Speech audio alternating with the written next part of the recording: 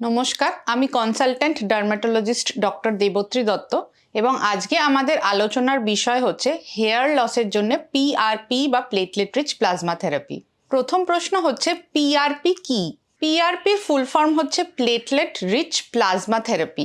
এতে পেশেন্টের নিজের ব্লাড থেকে প্লেটলেট রিচ প্লাজমা বলে একটি পার্ট এক্সট্রাক্ট করা হয়, যার মধ্যে ব্লাডের গ্রোথ ফ্যাক্টরস কনসেন্ট্রেটেড হয়ে থাকে। হেয়ার লসের জন্য এটি চুলের রুটে বা স্ক্যাল্পে ইনজেক্ট করে দেওয়া হয়। এই প্রসিডিওরকেই হেয়ার লসের জন্য পিআরপি থেরাপি বলে।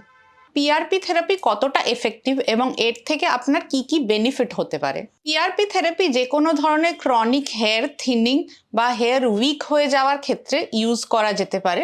এটি একটি ন্যাচারাল থেরাপি, যাতে আপনারই বডির গ্রোথ ফ্যাক্টর আপনার চুলের গ্রোথের জন্য ইউজ করা হয়। অতএব বাইরে থেকে কোনো আর্টিফিশিয়াল জিনিস এতে দেওয়া হয় না। তার ফলে এটি একদমই সেফ অ্যান্ড এফেক্টিভ, বিশেষ কোনো সাইড এফেক্ট নেই।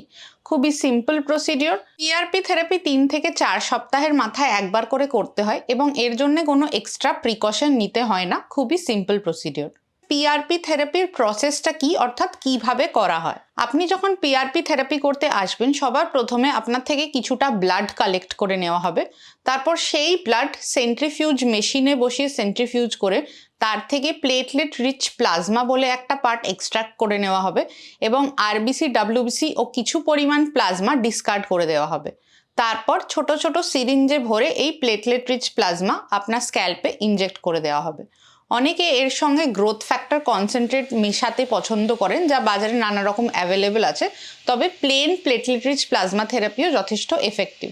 পুরো প্রসিডিওর হতে অ্যারাউন্ড 45 মিনিটস থেকে 1 আওয়ার টাইম লাগে। পিআরপি থেরাপি কতদিন অবধি এফেক্টিভ থাকে? পিআরপি থেরাপি ইউজুয়ালি একটি করালে ফল পাওয়া যায় না। যখন পিআরপি থেরাপি করাবেন, মাসে একটি করে অন্তত 4 থেকে 6টি সেশন করাতে লাগে।